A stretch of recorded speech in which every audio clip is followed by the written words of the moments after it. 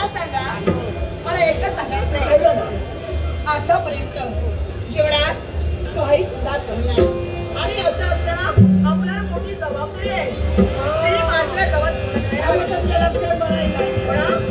बाबा विमा जायचं पुढे जायचं हे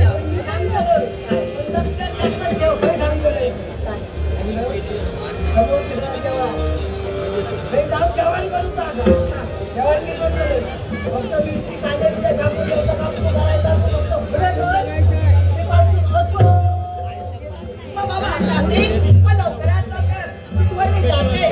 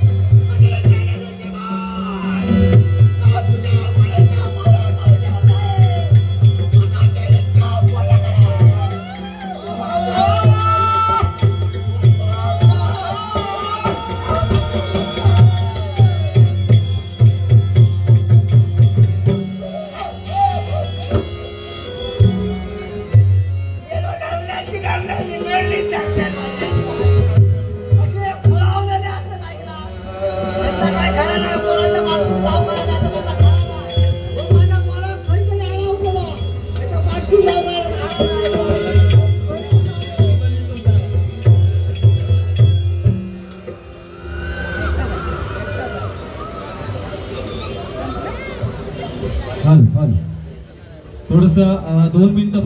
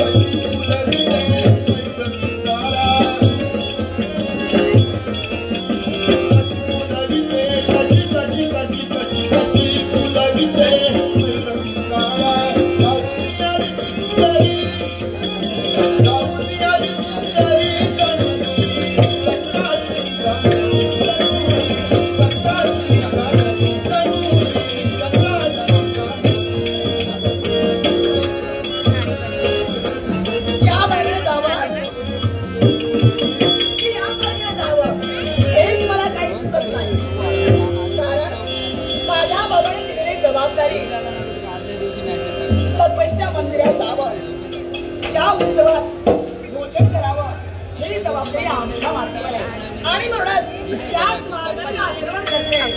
पण हे मंदिर दूरवर आहे, तिथवर जावं म्हणजे जबाबदारी मोठी आहे. भावी भक्तांना भोजन करून द्यावं ही जबाबदारी आपली आहे. आणि असं असताना लवकरात लवकर वर गेलं पाहिजे.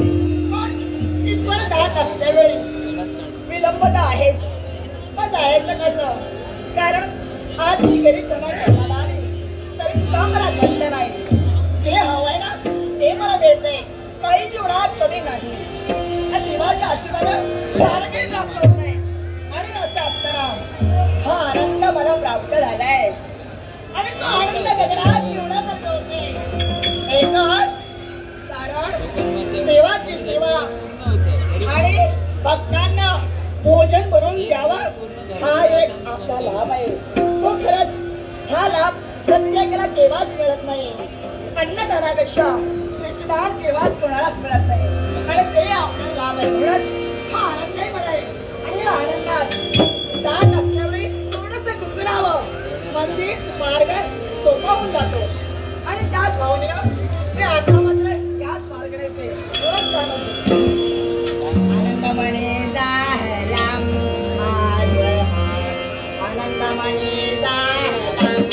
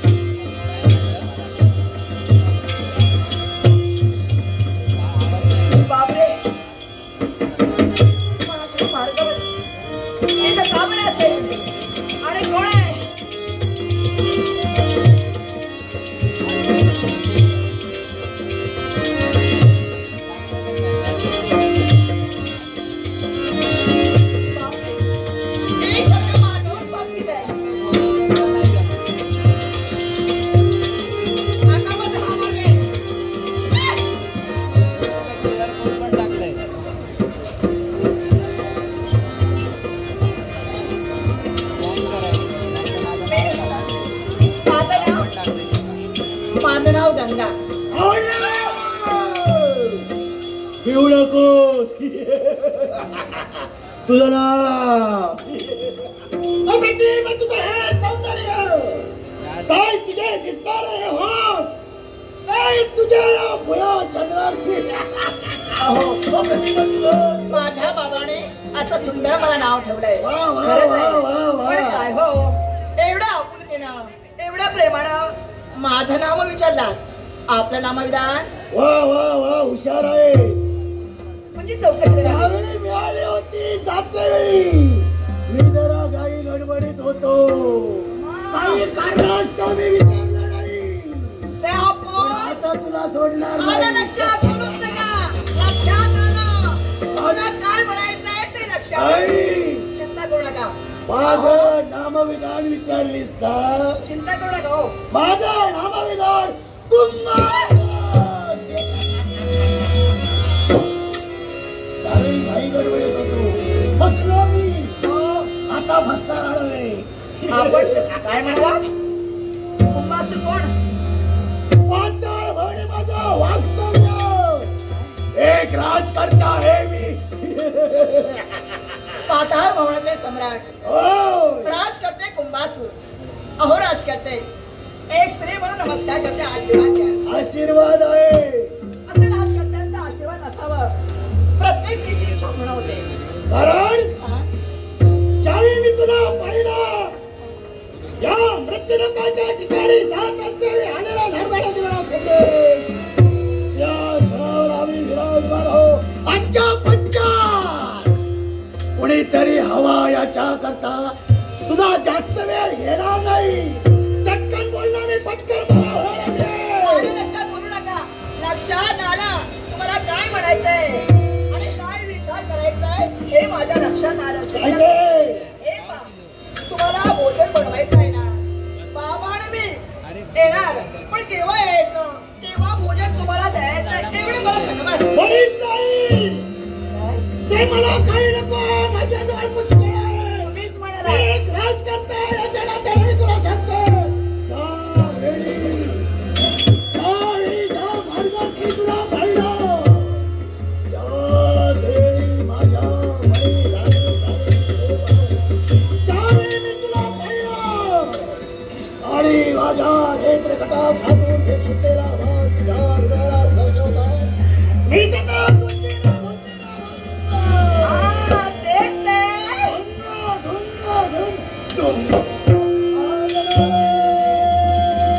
काय म्हणावं धुलताल थोडे काय चारी बाजूला हवा धुंद झाली.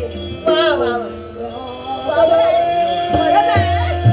पाहिलं असेल ना चारी बाजूला हवा धुंद आहे. अहो मला कशाला सांगताय काय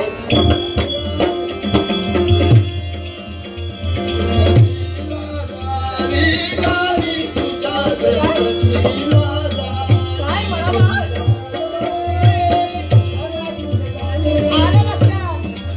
काय म्हणायचंय काय विचार आहे हे लक्षात आहे.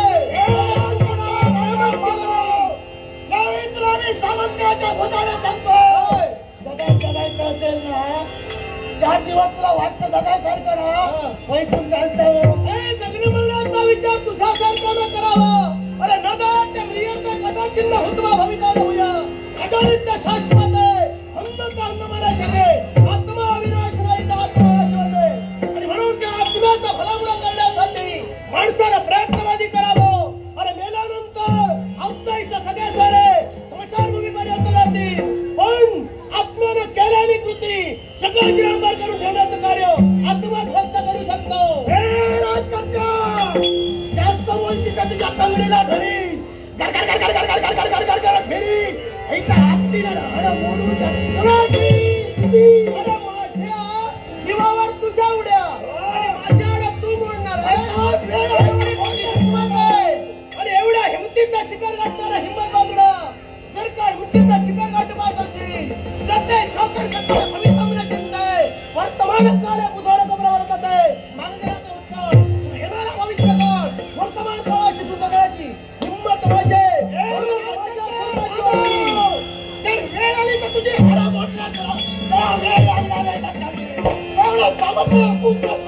एवढी हिम्मत तुझ्यात आहे याच वेळी माझ्या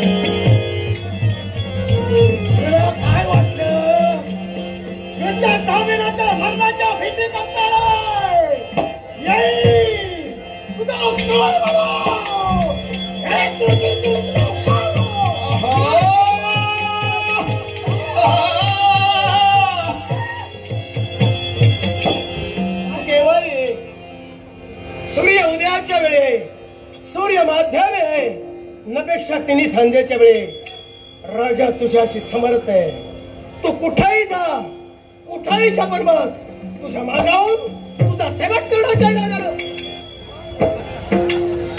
नमस्कार आशीर्वाद खरंच तुम्ही आलात तुम्ही फार बरं झालं जात असताना तुम्ही मार्गात कारण मार्गाचं अवलंबन करून जात असताना तुमच्या मुखातील अर्थ शब्द आमच्या कर्णगिरी आले बरोबर आहे आवाजाच्या विरोधात आम्ही धाव टाकले येणाऱ्या प्रसंगातून तुमची उत्तरही केली तेव्हा आमची हात जोडून तुम्हाला विनंती आहे काय इथं थांबू नका काय आम्हाला आव्हान करून गेलाय राजा येईल तो तुझा काळ भर नाही त्याचं आव्हान आम्हाला पूर्ण करायचंय तेव्हा या अरण्यात जगात वास्तव्य करणारी हिंसाचापद एखाद्या माणसाला फाडूनच खातील. पण एकली माणसं जर का मोकाट फिरू लागली तर तुमच्या लाख मोलाच्या बरोबर नाक घाला घालते. बरोबर आहे. तेव्हा यांच्यापासून तुम्ही सावध व्हा. तो ज्या मार्गाने गेलाय त्या मार्गाचं अवलंबन करून त्याचा सेवन करण्यात जायला जायचंय. तेव्हा तुम्ही तुमच्या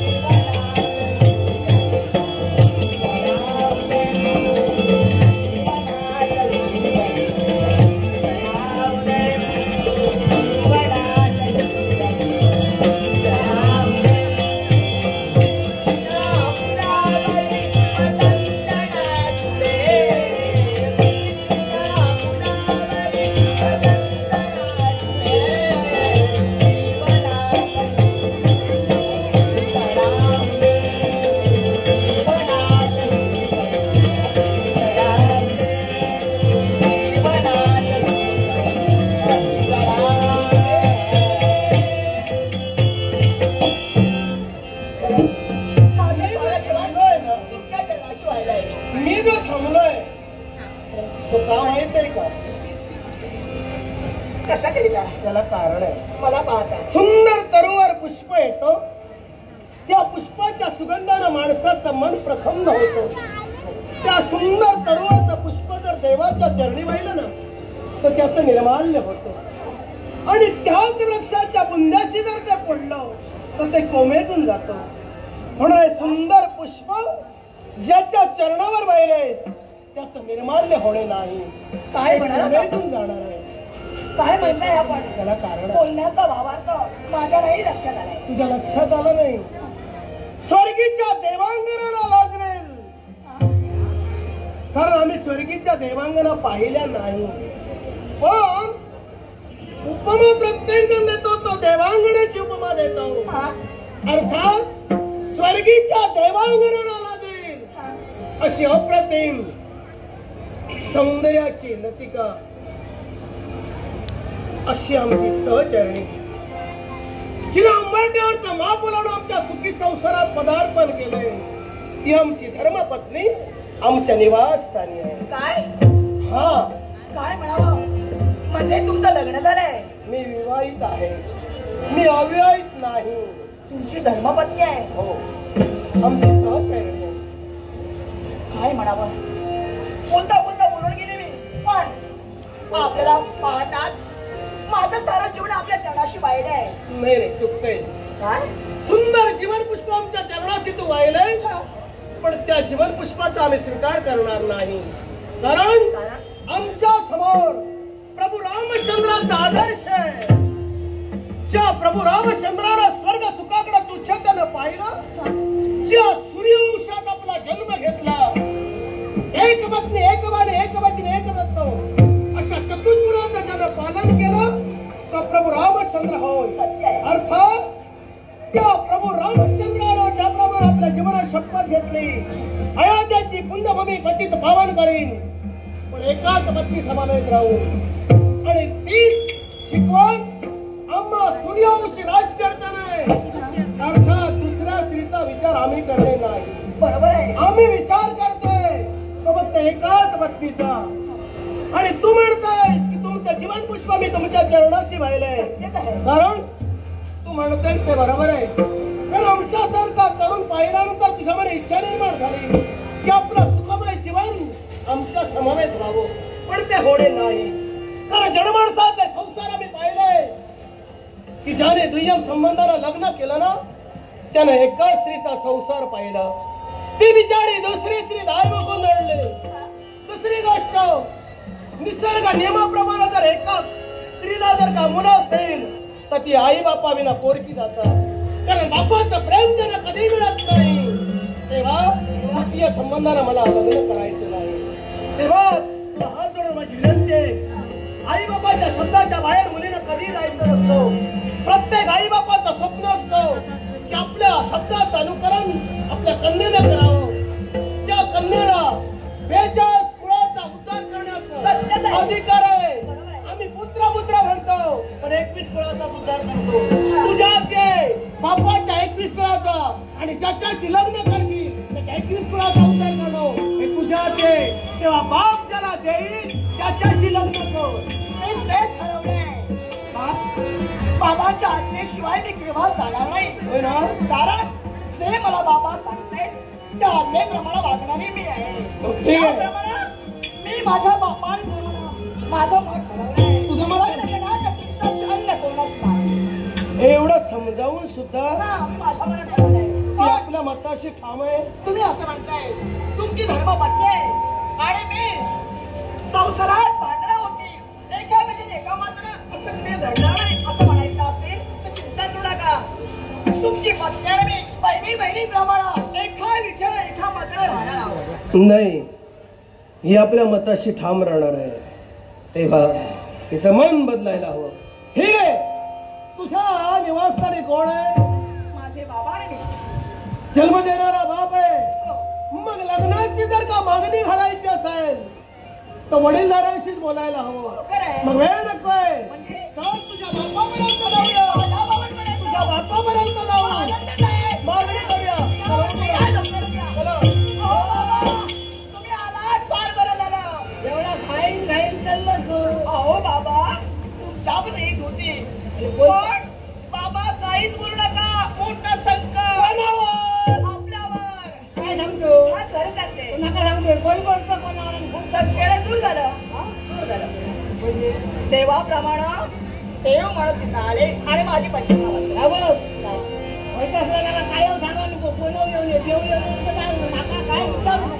बाबा मी कोणा विनारो बाबा काय करी होतात का काय? अहो बाबा तुमच्यावर येत होते मी. अहो बाबा मोठ्याने बोलू नका. इथे राजकन्या आहेत.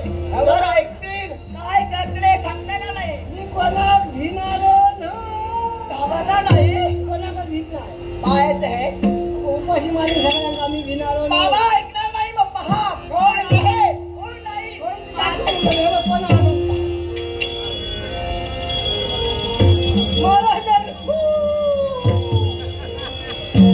आता काय झालं? असलं माणूस कधी बघलं नाही म्हणून तुला सांगत होते. कोणाला भियत नाही काय नाही. पाया पडतो आईला, पाया पडतो. बघले नाही तुमचं आपलं वगैरे मला बाळा बाळा करते. आम्ही रागे भरणार नाही. होय ना? तेव्हा चलू माझा. हे माझे बाबा, त्याप्रमाणे बाबा सांगणार नाही कसं मी वागणार. तू सांगशील असा माझ्या मनासारखं मी करतो. बोला ना. बरेच दिवस झाले. काय झालं? माझी एक इच्छा होती. काय इच्छा आहे? तुझ्यासारखे मोठे राजा मग नाही मला समाधान वाटलं माझ्या पोराचा लगीन म्हटलं करायचा तर ह्यांच्या वया आणि बराच झाला बरेच दिवसांनी गावला तेव्हा माझ्या पोरा वगैरे लगीन तुम्ही चालू करा. तुमचं म्हणणं बरोबर आहे. कारण प्रत्येक आई बापाची इच्छा अशी असते की मुलगी जर का द्यायची असेल तर श्रीमंताच्या घरी आणि मुलगी करायची असेल तर गरीबाच्या घरची. का माहित आहे का श्रीमंताची मुलं दिल्यानंतर ती मागे कधी वळून पाहता कामा नये. बरोबर. आणि गरीबाच्या घरची मुलगी का करावी तर ती सुसंस्कार असते म्हणून याच्याप्रमाणे. आणि माझी तेव्हा एक काम करा माझं लग्न झालेलं आहे मी तुमच्या मताशी सहमत होणे नाही पण बाप म्हणून तुम्हाला सांगतोय ती बोलता बोलता बोलून गेलात की 18 विश्व दारिद्र्य आहे मी गरीब आहे मग तुमच्या कन्येला शोभेल तिच्या तारुण्याला शोभेल अशा युवकाची पाहणी करू तुमच्या कन्याचं लग्न मी माझ्या स्वखर्चानं करून देईन. चांगला ह्या बरोबर पण कसाला माहिती येताना बरेचसे माणूस गावले ऐकला. हे बघा रमेश पराडकर रमेश पराडकरांनी 500 दिले काय सांगले त्या पोराचं लगीन करून द्या तेव्हा मला जेव्हा कला लिहिलेली या पाया पडतोय ऐकला तुला ईश्वर दारिद्र्य माझा दूर करा. वेळ नकोय ज्याने तुम्हाला काय काय धन दिलंय ना त्यांना भेटूया. किशोर कदम किशोर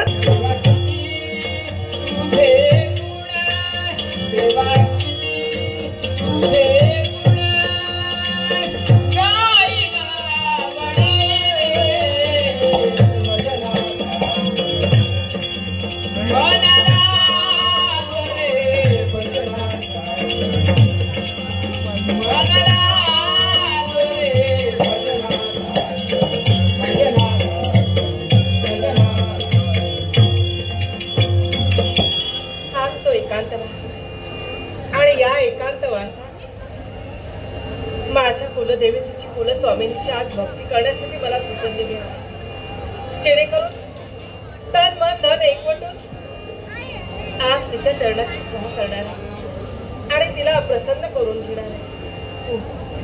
या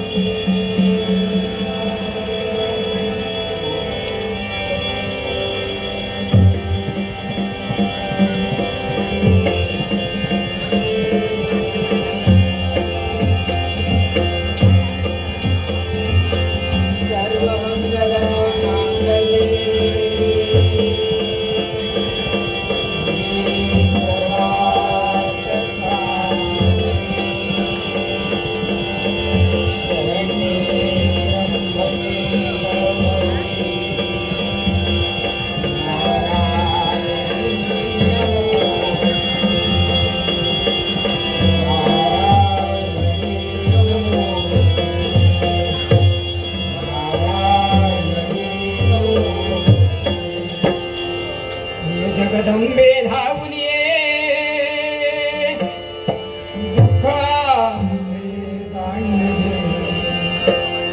जगदंबे धावून ये दुःखाचे गाणे सापडलो संकटात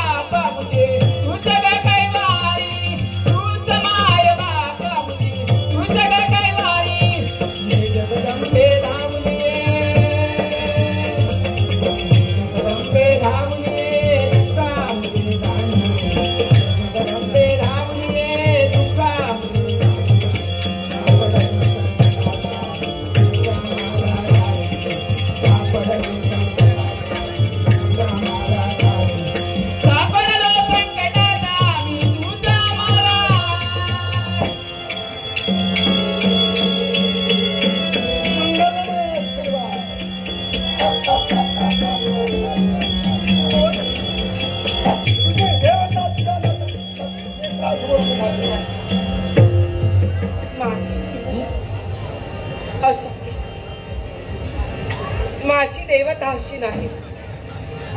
तू कुणीतरी डोकी लबाड माणूस आहे. कोण आहेस तू? अगं, ज्या देवतेची तू भक्ती करण्यासाठी तत्पर झाली, ही देवता तुझ्या नेत्रासमोर. माझी देवता? माझी देवता तर तेजस्वी आहे.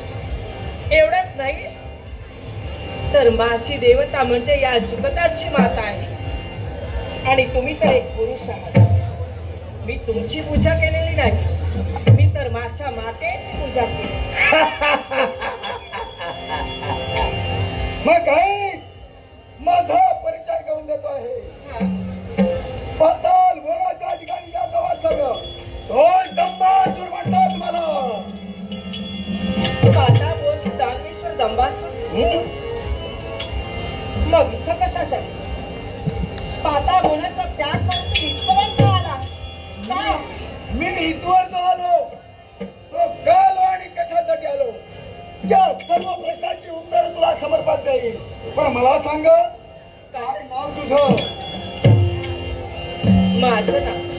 माझं नाव आपल्याला जाणून घे सांगते ना. पण त्या नाट्यरसिक मिलिंद